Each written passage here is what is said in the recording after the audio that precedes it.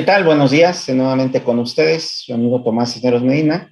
Vamos a seguir platicando de estos temas de beneficiario controlador en nuestro segundo bloque de este tema súper interesante. Recordemos que ya en nuestro primer bloque estuvimos analizando un poco el tema de la exposición de motivo, los antecedentes internacionales de esta obligación y que nos estábamos enfocando precisamente al final de nuestro último bloque en la obligación que tenemos en materia fiscal en el artículo 32 BTER del Código Fiscal de la Federación, de quiénes eran los sujetos obligados y cuál era la obligación principal. Analizamos los sujetos, las personas morales, fiduciarias, fideicomitentes, fideicomisarios, en el caso de fideicomisos, partes contratantes o integrantes de cualquier otra figura jurídica, la obligación de obtener y conservar como parte de la contabilidad la información fidedigna, completa y actualizada de estos beneficiarios controladores conforme a las reglas que establezca el SAT mediante reglas de carácter general, y que en su caso, cuando la autoridad fiscal lo requiera, vamos a proporcionar esta información a dicha autoridad. Y la autoridad, al momento de obtener esta información, lo que puede hacer es suministrársela a autoridades fiscales extranjeras previa solicitud y al amparo de un tratado internacional. Es importante entender la obligación de obtener y conservar. No es en un momento dado presentar una declaración informativa, presentarle un aviso al Servicio de Administración Tributaria de que he cumplido con esta obligación. Nada, hasta ahorita, conforme a nuestras reglas establecidas vigentes durante 2022, no tenemos que hacer absolutamente nada más que obtener y conservar esa información. Eso sí, el día que la autoridad fiscal se acerque a nosotros y nos exija que le compartamos esa información en cumplimiento a la obligación establecida en estos artículos que estamos analizando, claro que yo, como sujeto obligado, debo de tener esa información precisamente disponible para entregársela a la autoridad. Vamos a ver un poquito más adelante las facultades de comprobación que tiene la autoridad a su alcance para poder exigir el cumplimiento de esta obligación, para poder exigir que los sujetos obligados se le entreguen a la autoridad dicha información, y vamos a ver los procedimientos, ¿no? Entonces, eso es lo que debemos de tener muy claro.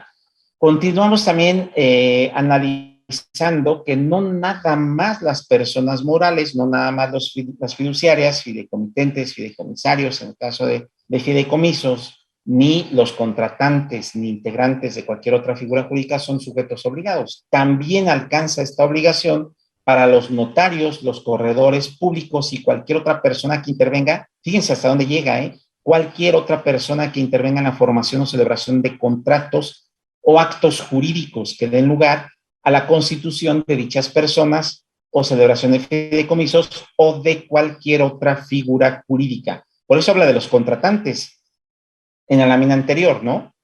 O integrantes. Entonces, no necesito ser persona moral nada más, no necesito ser integrante o personas de algún fideicomiso, ¿no? No necesito ser la fiduciaria, fideicomitente, fideicomisario. Puedo ser un contratante, puedo ser un integrante de esas personas, de esos actos jurídicos, figuras jurídicas, o puedo ser un notario o un corredor público, ¿no? Que también intervenga en la constitución o celebración de contratos o constitución de estas personas morales.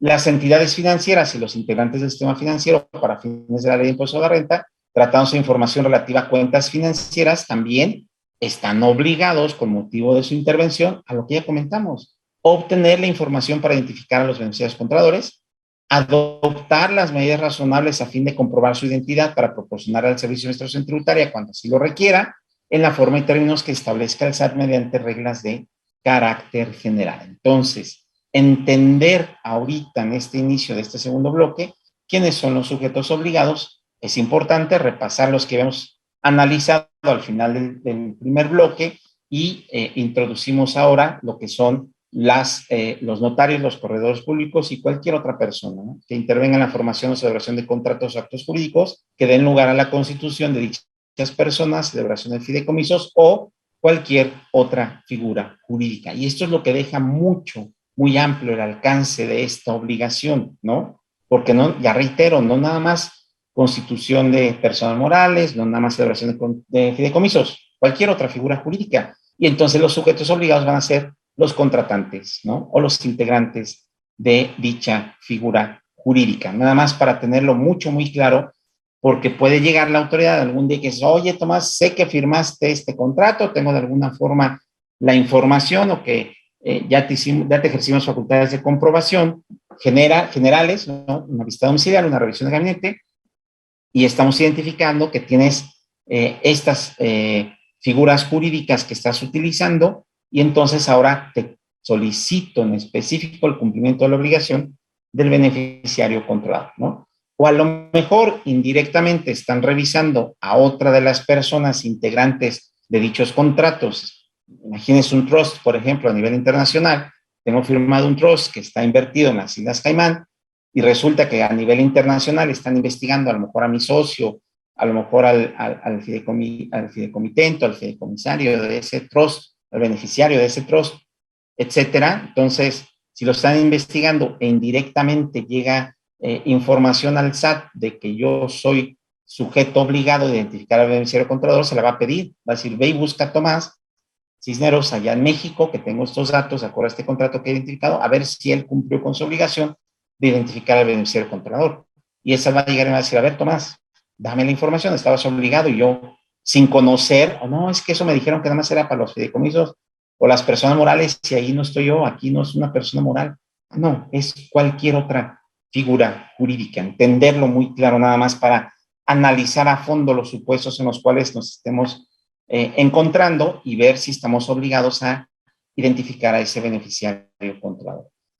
Mi recomendación es analícenlo a fondo. En caso de duda, mejor identifíquenlo. Más vale identificarlo, porque si la autoridad el día de mañana considera que sí era mi obligación y considera, me requiere, y resulta que me agarra con que yo no lo identifiqué en su momento cuando ese trust fue formado. Imagínense que ese trust fue firmado ahorita en 2022 y la autoridad ejerce facultades en 2026. Pues por más que quiera reunir ahorita la información, puede que me encuentre en una situación de que no tenga la información fidedigna, ¿no? Y sobre todo el tema de la información actualizada, porque no voy a tener la información completa y actualizada respecto a lo que sucedió en 2022, ¿no? A lo mejor le digo al que yo considero que es el beneficiario contrario, le digo, oye, mándame tus identificaciones para armar aquí el expediente y dárselo a mi autoridad fiscal, y me manda una identificación cuya fecha de expedición es 2026, ¿no?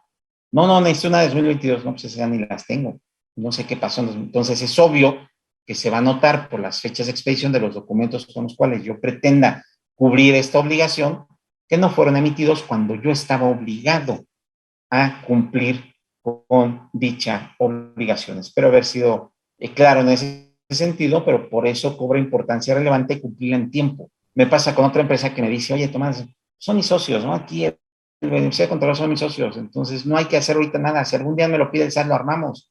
Oye, y si un día te lo pide el SAT y te pide documentación que debimos haber obtenido del 22 y ya no existe, un comprobante de domicilio, una identificación, ¿no? El INE, el pasaporte, se van a ver las fechas de expedición, las fechas de vigencia, etcétera, etcétera. Entonces, más vale hacerlo en su momento. O, ¿qué tal si el día de mañana que la autoridad nos pide la información, resulta que nuestro socio ya falleció, ¿no? O ya no lo es de la sociedad y se terminaron tan enojados con los demás socios que no quiere saber nada de nosotros y no nos va a aportar información. Entonces, más vale cumplirla en tiempo y forma. Vamos a analizar en esta parte precisamente el artículo 32B quater. 32B ter, ya vimos quiénes son los sujetos obligados y cuál es la obligación, ¿sale?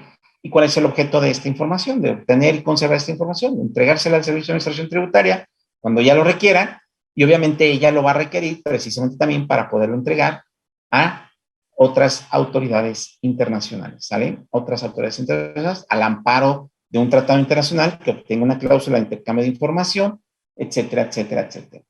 Entonces, ya identificamos eso, sí. Ahora vamos a ver, ¿no? Lo importante del asunto, ¿quién debe de ser considerado beneficiario controlador? ¿Quién es la persona física que deba de ser, ¿cómo se llama? Identificado o señalado, determinado como beneficiario controlador. Y entonces aquí hay algo muy importante que quiero que quede claro. En todos los casos, el beneficiario controlador para efectos fiscales es una persona física o grupo de personas físicas. No puede ser una persona moral, porque el mismo 32B quater, que estamos viendo en pantalla, dentro de su definición nos dice que el beneficiario controlador es la persona física o grupo de personas físicas, jamás va a ser una persona moral. Y entonces debemos entender en qué casos esas personas físicas se convierten en beneficiarios controladores.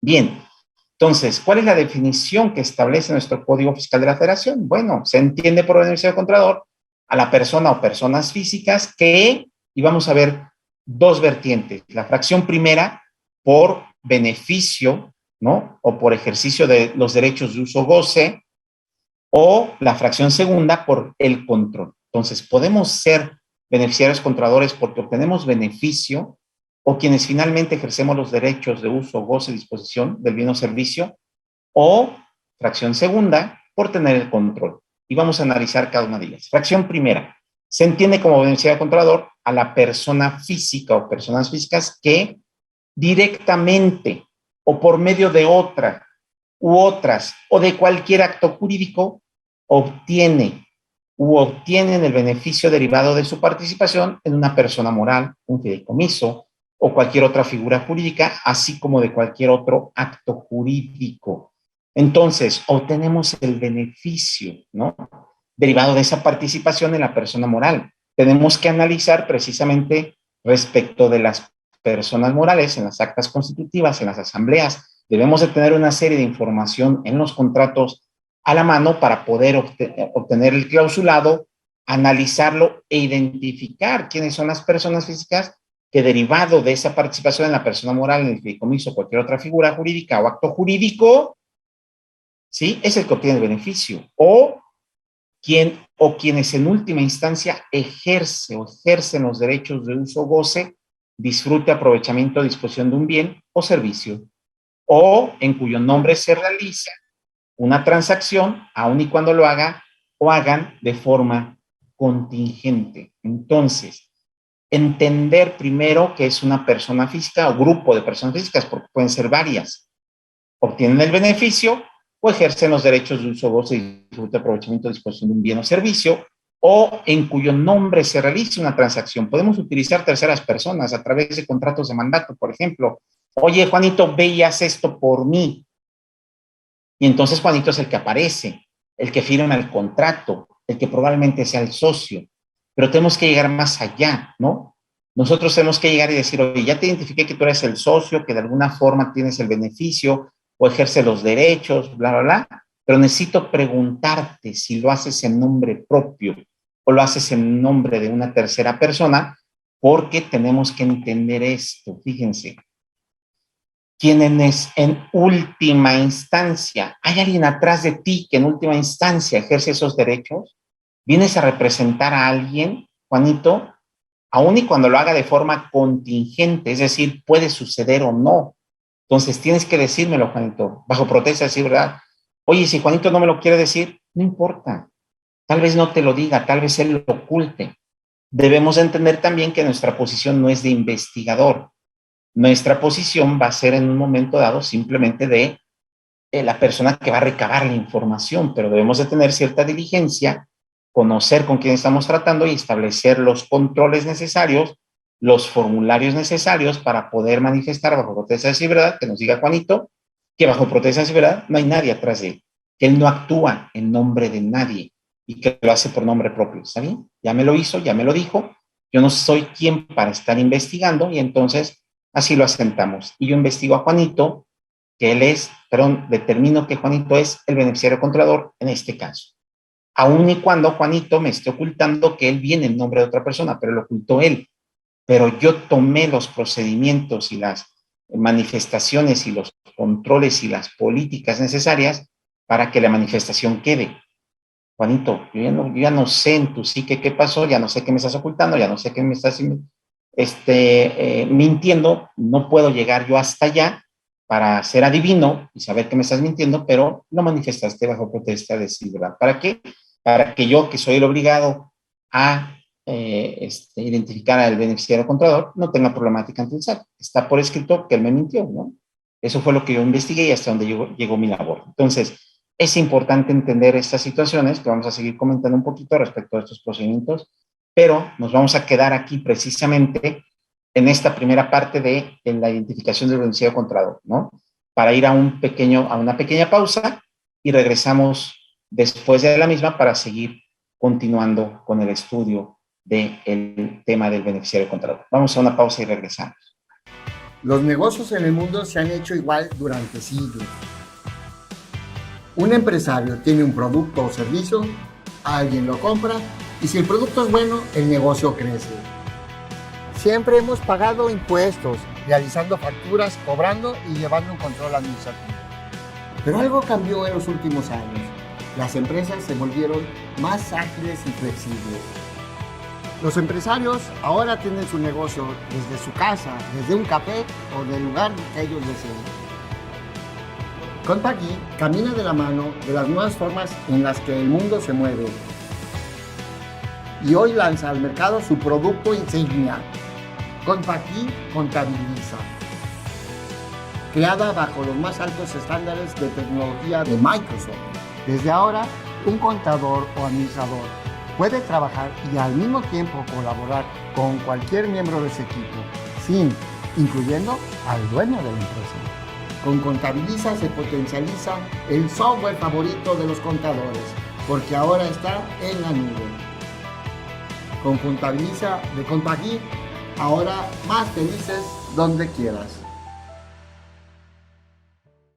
Si tienes empleados, pagas sueldos y quieres llevar el cálculo de la nómina sin complicaciones, para ti hemos creado Compact y Personia, el nuevo sistema en la nube que simplifica el pago a tus trabajadores y calcula la nómina en cualquier momento y lugar. Con Compact y Personia, cumple con las obligaciones fiscales del ISR e IMSS y obtén cálculos correctos. Emite CFDI de pago de nómina de manera ilimitada, sin complicaciones ni largos plazos. Controla los periodos calculados y timbrados e identifica los recibos de pago que no están timbrados. Calcula y ten información al instante de los créditos de tus empleados con su Fonacot e Infonavit. Además, personaliza conceptos en las percepciones al indicar su clave SAT. Compact y Personia en automático te hará su conversión fiscal. Porque no importa la cantidad de personal ni el tamaño del negocio, la nómina deberás calcular. Contamos con diferentes ediciones. Elige la opción que mejor se adapte a tus necesidades. Contacta a tu distribuidor o llámanos.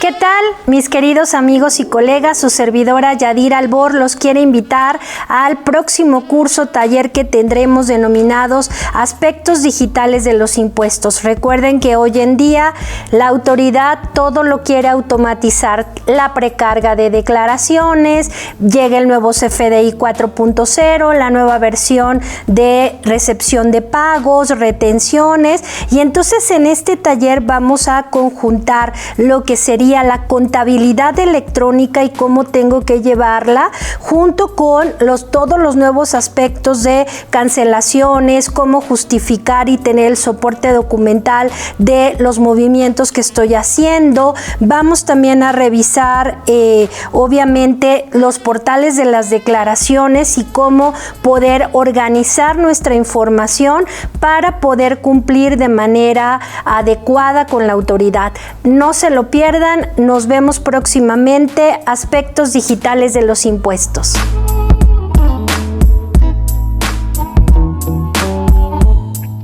Vamos a continuar, compañeros, con esta segunda parte de nuestro segundo bloque del tema de beneficiario contrador. Vamos a seguir comentando con temas interesantes de la definición de esta figura jurídica en nuestro sistema fiscal mexicano. Y platicamos en el bloque anterior precisamente de la primera definición de lo que debemos entender por beneficiario contrador, ¿no? Que es precisamente esa persona física que obtiene el beneficio derivado de esa participación en la persona moral en el fideicomiso de cualquier otro acto jurídico o cualquier otra figura jurídica, o quienes ejercen los derechos de uso, goce, disfrute, aprovechamiento, disposición de un bien. Entonces, entendemos la fracción primera por quien obtiene beneficio o ejerce los derechos de uso, goce, disfrute, aprovechamiento, disposición de un bien o servicio. ¿Estamos de acuerdo? Vamos a analizar la fracción segunda.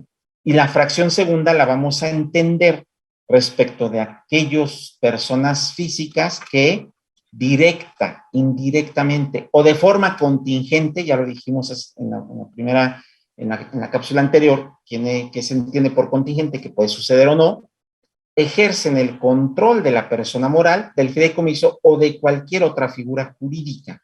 Entonces, ahora nos enfrentamos a la figura del control. Oye, si nosotros tratamos de identificar al beneficiario contador y no vemos quién es el que obtenga el beneficio, ¿no?, directo, derivado de esa participación, vamos a ver quién ejerce el control. Me interesa también quién ejerce el control, porque a lo mejor puedo dejar una figura jurídica en la cual nadie tenga beneficio. Entonces podemos decir, oye, entonces nadie es beneficiario contador. Pues por beneficio no, pero vamos a ver si precisamente por el tema del control encontramos a alguien que deba de ser determinado como beneficiario contador. Y esa fracción segunda del artículo 32b quater nos señala que se entiende que una persona física o el grupo de personas físicas ejerce el control cuando a través de la titularidad de valores, importante, debe de haber una titularidad de valores, acciones, bonos, partes sociales, etcétera, por contrato, debe de haber un contrato de por medio, o por cualquier otro acto jurídico, y ahí otra vez, ¿no? Oye, pues ya me lo dejaste otra vez mucho, muy amplio, porque el tema de cualquier otro acto jurídico me lo deja súper abierto, ¿no?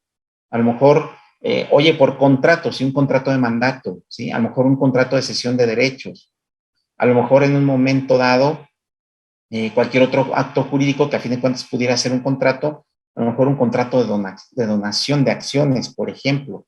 Entonces, sí puede haber, en un momento dado, al hablar de cualquier otro acto jurídico, pues lo deja mucho más amplio el concepto de quién es la persona que va a ejercer el control. Y por eso, otra vez, reitero, de acuerdo a los documentos que obran en mi poder, si yo soy la persona que deba de identificar al beneficiario contador, que aquí tengo a mi disposición, yo determino que ciertas personas son los beneficiarios contadores, de nuevo, una vez que lo determino, decirle a ese beneficiario contador, oye, no hay alguien atrás de ti que por contrato o por acto jurídico, cualquiera otro, pueda ejercer el control. No vienes a representar a nadie más. No, sí vengo a representar. Entonces dámelo, porque entonces el beneficiario contador no eres tú, es el otro. ¿Por qué? Porque necesitamos entender que es quienes indirectamente ejercen el control, ¿no? Entonces, sí, yo ejerzo el control a través de otra persona, entonces yo soy el beneficiario contador.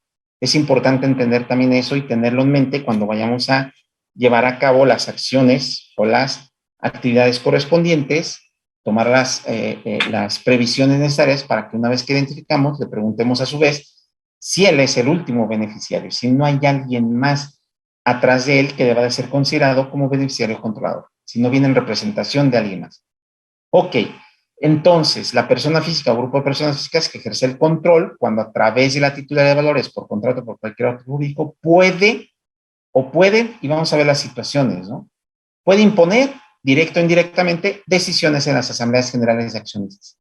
Socios u órganos equivalentes, nombrar o destituir a la mayoría de los consejeros, administradores o sus equivalentes. Imagínense, yo, Tomás Cisneros, soy el socio de la persona moral de que se trata, ¿no?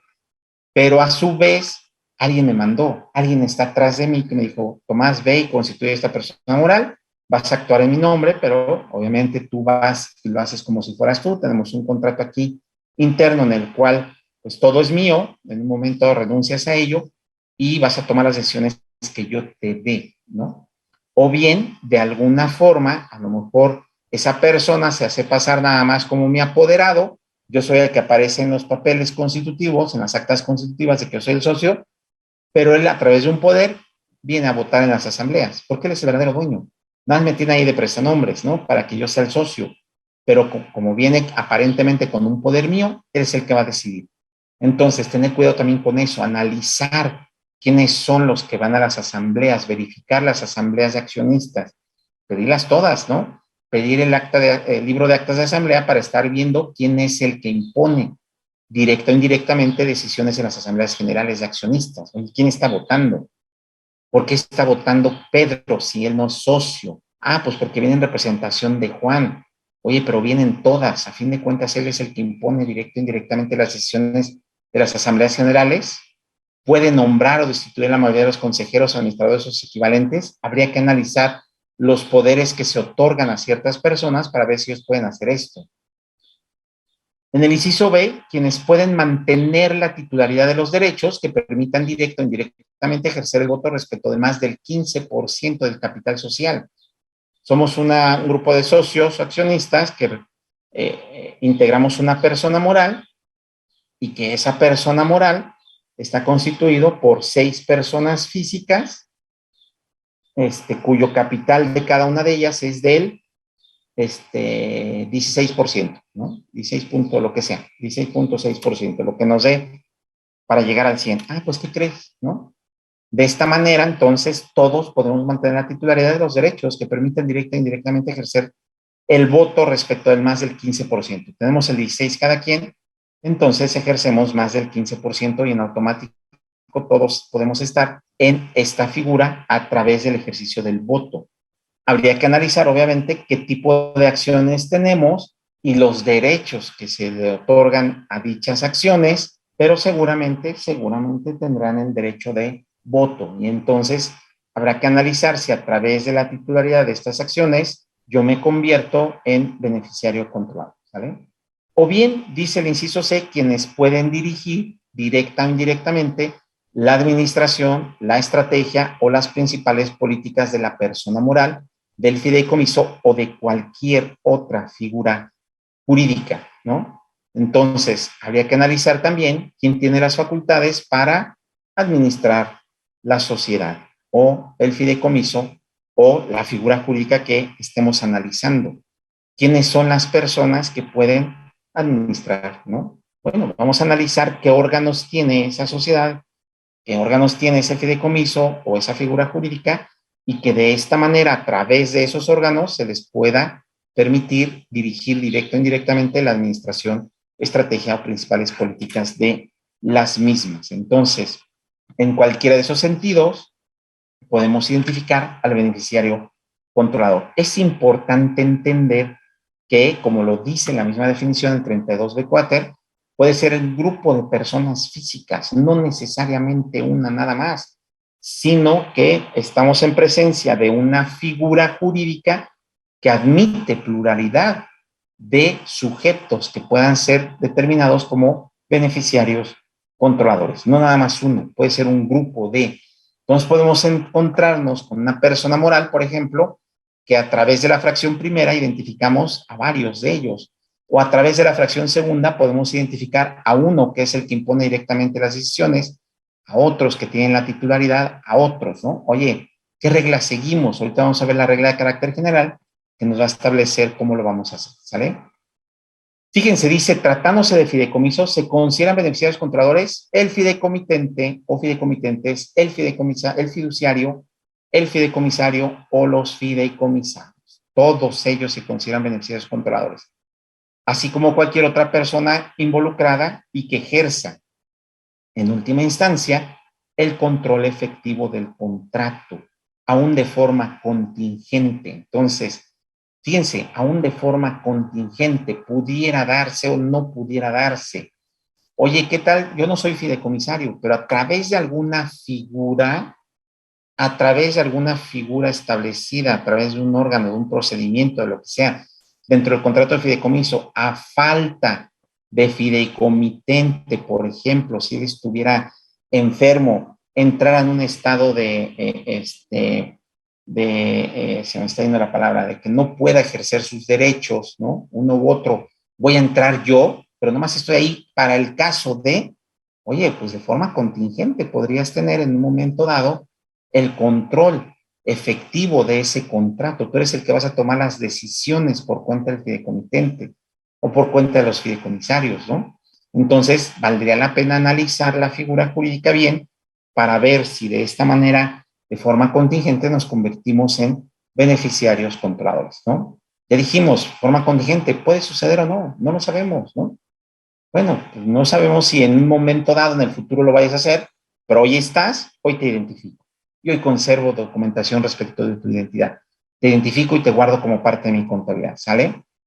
Y fíjense lo que comentábamos hace ratito, para la interpretación de lo dispuesto en este artículo, de quién es el que debe de ser beneficiario controlador, les serán aplicables las recomendaciones emitidas por el Grupo de Acción Financiera Internacional, por el Foro Global, sobre transparencia e intercambio de información con fines fiscales, organizado por la Organización para la Cooperación y Desarrollo Económico, la OCDE, acorde a los estándares internacionales de los que México sea parte, cuando su aplicación no sea contraria a la naturaleza propia de las disposiciones del derecho fiscal mexicano, ¿no? Entonces, tenemos una cláusula de interpretación, una cláusula interpretativa que permite acudir a las recomendaciones emitidas por el Grupo de Acción Financiera Internacional, por el GAFI.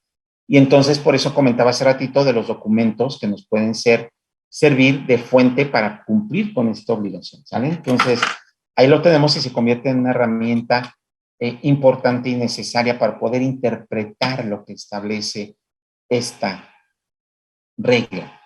Fíjense, ahora bien, ya vamos a entrar en esta cápsula, en esta parte final de este segundo bloque y en la parte inicial del siguiente bloque, lo que debemos de tomar como criterios que señala el Servicio de Administración Tributaria mediante reglas de carácter general para poder identificar quiénes son los beneficiarios controladores. Fíjense, importantísimo, la regla 2.8.1.20 de la Resolución Miscelánea Fiscal para 2022 establece una regla bien importante. Fíjense, para los efectos del artículo 32b ter del Código Fiscal de la Federación, en la identificación de los beneficiarios controladores, las personas morales deberán aplicar lo dispuesto en el artículo 32b quater, fracciones primera y segunda, incisos A, B y C, de forma sucesiva. Oye, me regreso.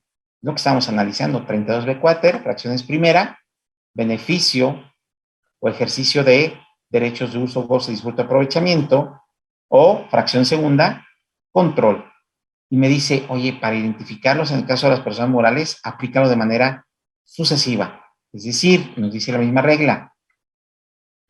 La misma regla nos dice, como criterios para... De tal modo que cuando lo previsto en la fracción primera del Código Fiscal de la Federación ha sido aplicado, pero no ha resultado en la identificación del beneficiario, entonces aplica lo previsto en la fracción segunda, incisos A, B y C de dicha disposición. Entonces, ya me da una regla clara para poder identificar. Aplícalo de forma sucesiva. Vete a la fracción primera. Si de aquí de la fracción primera ya identificaste el beneficiario controlador, pues ya lo hiciste, ¿no? Pero si no lo identificaste, te vas entonces a la fracción segunda, aplicando de manera sucesiva precisamente los criterios para la identificación. Y también nos dice, para interpretación del expuesto, para los efectos de la obtención de la información a que se refiere al 32b ter del Código Fiscal de la Federación, las personas morales deberán identificar, verificar y validar la información sobre los beneficiarios controladores. Entonces, identificar cuál es la información que voy a obtener, quién es la persona que se está identificando, que se está presentando, voy a verificar que esa información sea correcta y la voy a validar, ¿sale? Hay que ver qué información me presenta y cómo la puedo yo validar. Habrá información que sea validable, que pueda yo tener acceso a una plataforma, a una autoridad, etcétera, etcétera, para validar esa información, o bien podrá ser información que no pueda validar en algún momento dado. Por ejemplo, dame tu comprobante de domicilio. Aquí está el comprobante de domicilio, ¿es un CFDI? Sí.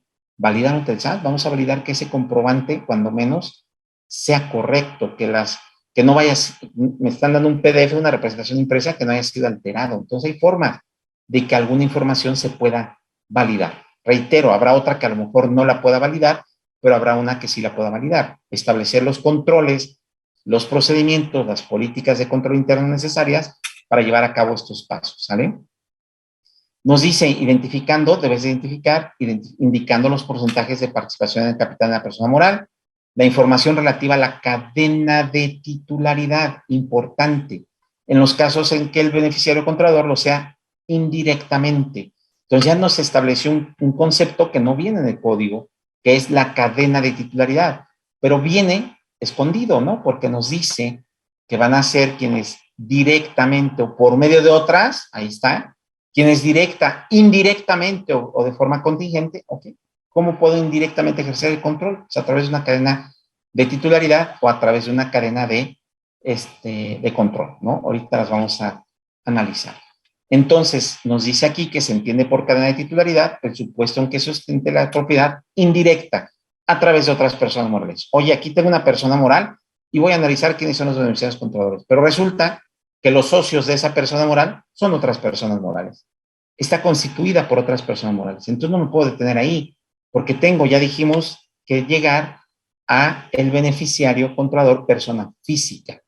Entonces, de manera indirecta, vamos a analizar quiénes son los socios de aquellas personas morales que son socios de acá, para ver si puedo identificar quiénes son los beneficiarios controladores a través de la cadena de titularidad.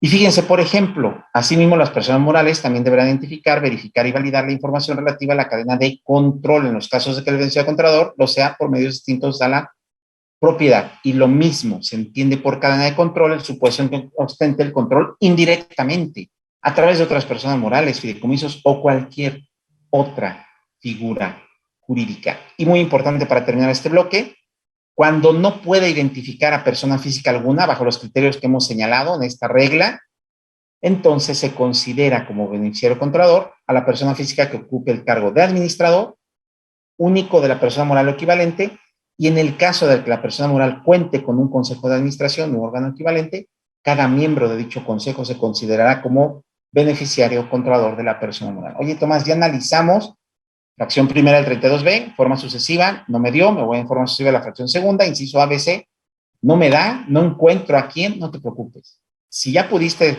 documentar todos tus procedimientos, si ya viste que nadie no puedes identificar al beneficiario controlador, administrador único, porque a fin de cuentas, ustedes se fijan, aquí está, en el 32B4, fracción segunda, inciso C, él va a dirigir directo o indirectamente la administración, la estrategia, las principales políticas de la persona moral, ahí está. Oye, pero no es administrador único, es un consejo. Todo el consejo se considera beneficiario controlador. Todo, sí, hay que analizar si el consejo está integrado por un presidente, por un tesorero, en algunos casos hay vicepresidentes, en algunos casos hay vocales, todos van a ser beneficiarios controladores. Identifícalo y se acabó el asunto. Muy bien, terminamos este segundo bloque y nos vamos a ver en el tercer bloque para seguir comentando estos temas interesantísimos del beneficiario controlador.